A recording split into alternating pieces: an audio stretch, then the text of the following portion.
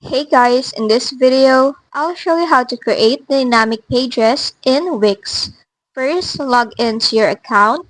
Once inside, select the site that you want to work with and click on Edit.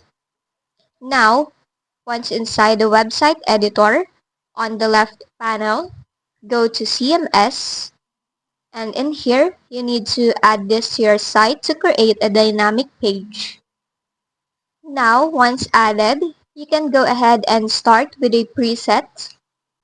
Then, just select a preset that you think you need or fits your layout. Now for here, you can go and edit these fields and add your own. Or you can go to this CMS. Now you need to add a collection or create. Here you can start from scratch or import. Or you can create with AI. Let's go and create with AI and click on next.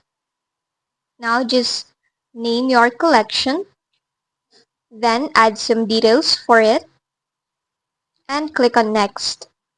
After that, go and create your collection. Now for here, you can also go and edit it to your liking.